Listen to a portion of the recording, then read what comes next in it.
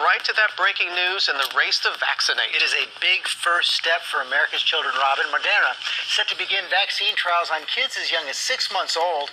This says 71 million adult Americans have now received at least one dose of the vaccine. That's more than 27% of the adult population. More states are opening up vaccine eligibility to anyone over the age of 16. Mississippi joining Alaska. This morning, Michigan and Connecticut expected to make this move soon as well. And at least 22 states plus Washington, D.C. are allowing people 16 and older who have high-risk medical conditions to get the shot. Let's go to Eva Pilgrim at a mass vaccination site in Brooklyn, New York, with more. Good morning, Eva. Good morning, Michael. This site is staying very busy. They're doing about 3,000 shots a day. Right now, they're doing mostly older people and those with underlying conditions. But some good news, Moderna now turning its attention to vaccinating children.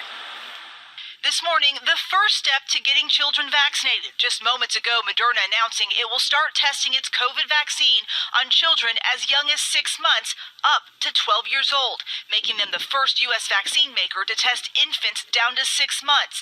The company is planning to enroll nearly 7,000 children in the United States and Canada. There will be 2 parts to the study. The first part is where we will find the appropriate dose of the vaccine in children. Children often need lower doses of vaccine than adults, so we want to make sure we find the best dose that increases their immunity. The first age group will start in 6 years to 11 years of age, the second being 2 to 6 years of age, and the third being 6 months to 2 years of age.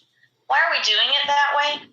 It's in order to make sure that if we identify a dose that's lower than the adult dose, this will be the first vaccine tested on children so young in the U.S.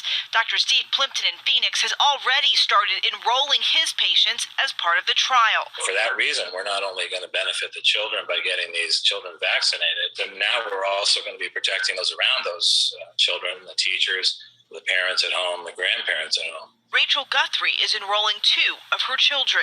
I think it's very important because we are exposed to people who might be immunocompromised or who haven't yet had the opportunity to be vaccinated. And as schools continue to return to in-person learning, the CDC saying it's looking into how far apart children need to be seated in class after a new study suggested that 3 feet as opposed to 6 feet may be enough to control the spread of COVID in schools with other precautions in place. Pittsburgh Public Schools returning to in-person school April 6th for the first time in a year after a rapid rollout there of vaccines for teachers. Definitely a game changer for us. We feel really good that a majority of our staff who want the vaccine will be vaccinated. And some more good news on the vaccine front. The CDC reporting that most people are getting both of their doses within the recommended time period. Hi, everyone. George Stephanopoulos here. Thanks for checking out the